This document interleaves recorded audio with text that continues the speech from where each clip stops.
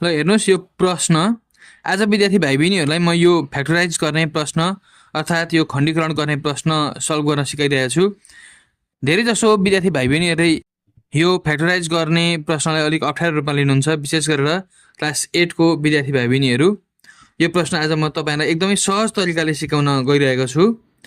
यहाँ हामीले देखिरहेछौँ एउटा यो x+2 छ र यो पछाडि पनि यो 5 सँग x+2 रहेको छ।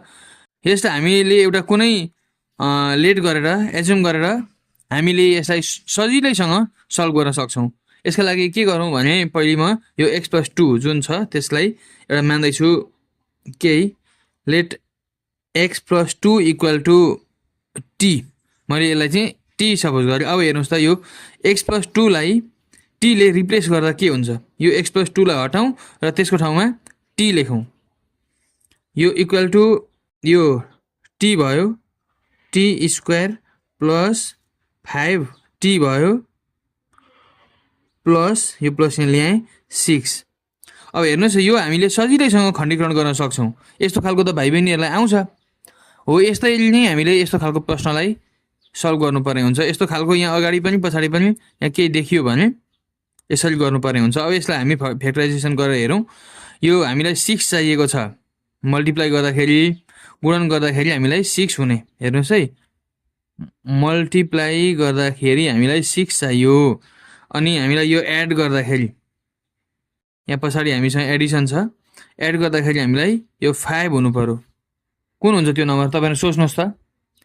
तपाईँहरू दुईवटा यस्तो नम्बर सोच्नुहोस् जहाँ चाहिँ गुणा गर्दाखेरि 6 हुन्छ र जसलाई जोड्दाखेरि 5 हुन्छ। सोच्नुहोस्। Okay okay okay, that is 3 and 2। Okay, now यो 5 लाई चाहिँ हामी यो 3 र 2 को एडिसन गरेर यसलाई रिप्लेस गर्छौँ। कसरी भने हेर्नुहोस्, t स्क्वायर यसलाई केही गर्दैनौँ, यो प्लस पनि केही गर्दैनौँ, मात्र हामी यो 5 लाई मात्र चेन्ज गर्छौँ। 5 को ठाउँमा 3 + 2 लेख्छौँ। यो t लाई पनि त्यतिकै लेख्छौँ र 6हरू यसरी हामीले सार्दैछौँ। अब यसलाई ब्र्याकेटदेखि बाहिर निकालौँ, खोलौँ। त्यसो गर्दाखेरि t स्क्वायर प्लस यो 3 अनि यो t, 3t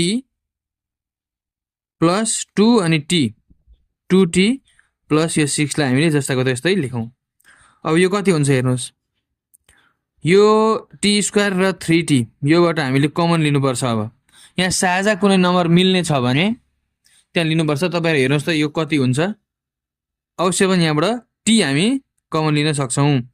t कमन लियौँ। अब यहाँ के रह्यो हेर्नुहोस्, यो भनेको त t को स्क्वायर भनेको t इन्टु t दुईवटा t जस्तो हो, मल्टिप्लाई गरेको हो। र एउटा यहाँ हामीले कमनमा लिइसकेपछि अब एउटा मात्रै बाँकी रहन्छ। यो पनि 3 इन्टु t हो, t अगाडि आइसक्यो 3 रह्यो, प्लस 2t र 6 मा के बाँकी के कमन हुन्छ, अवश्य पनि 2। 2 ले दुईटै नम्बरलाई यहाँ डिभाइड गर्छ। So we can take 2h common. Okay, now let's write what is left here. Okay, after taking 2 common here, t is left plus 2 3 जा 6 3 रह्यो। यो तपाईले यहाँ के ख्याल गर्नुपर्छ भने यो अगाडि यसरी कमन लिएपछि आउने जे आउँछ त्यो पछाडि पनि त्यही आउनुपर्छ।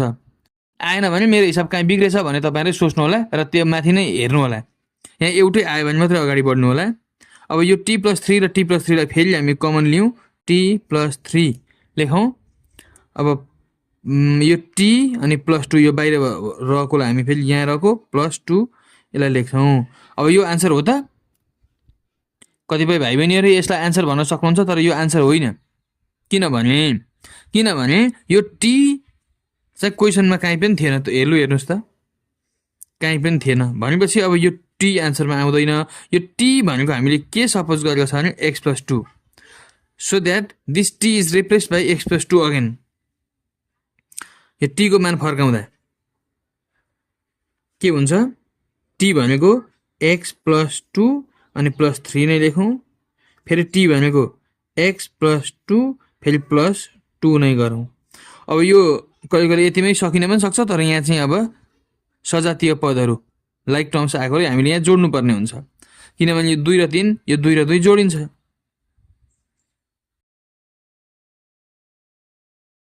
अब यो कति भयो, x + 5 भयो यहाँ, यता एक्स प्लस 4 भयो।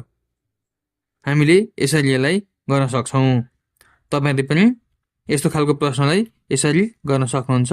हवस् त, आजको लागि यति नै। हामी फेरि पुनः यस्तो भिडियो लिएर उपस्थित हुने नै छौँ।